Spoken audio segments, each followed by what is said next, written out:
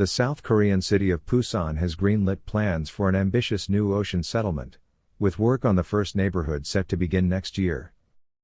Comprising a series of interconnected platforms, the proposed floating city could eventually accommodate 10,000 people, according to its designers, offering coastal areas a drastic solution to the threat posed by rising sea levels.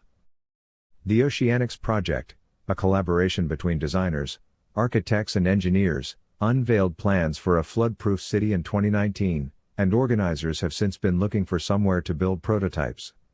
Last month, the group signed an agreement with Busan and UN-Habitat, the United Nations Urban Development Agency, to host the first of its floating neighborhoods off South Korea's coast. Prefabricated in factories and then towed into position, the proposed platforms will rise and fall with the sea. Each of the 5-acre neighborhoods has been designed to house 300 people in buildings up to 7 stories high. Ultimately, these communities could be arranged into larger networks, connected via walkways and bicycle paths.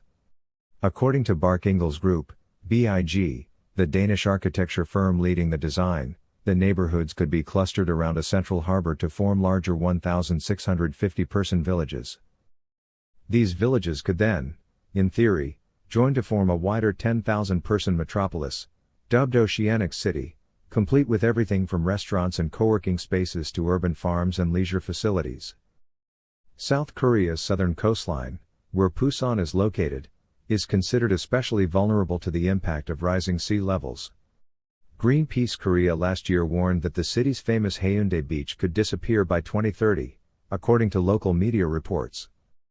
And the impact is already being felt. A study in the journal Sustainability found that the city experienced worse flood damage than anywhere else in South Korea in the 10 years up to 2020. Closed-loop systems. The proposed settlement has been envisaged as self-sustaining, with residents able to produce their own food and energy and zero-waste closed-loop systems. Neighborhoods will be designed with communal farms, aquaponic food-growing facilities and compost gardens, while seafood farms could be situated in the surrounding waters.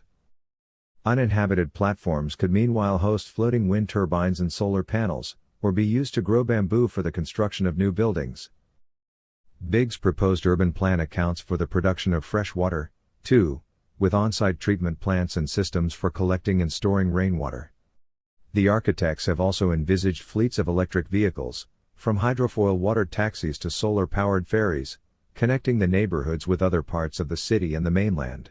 Oceanix co-founder Itai Matamum said via email that the first prototype neighborhood in Busan will complete, with people living in it, by 2025. She added that the project is currently in discussion with 10 other governments about deploying the technology developed in Busan. In a statement, Busan's Mayor Park Hyung-jun welcomed the agreement, saying, "With the complex changes facing coastal cities, we need a new vision where it is possible for people, nature and technology to coexist."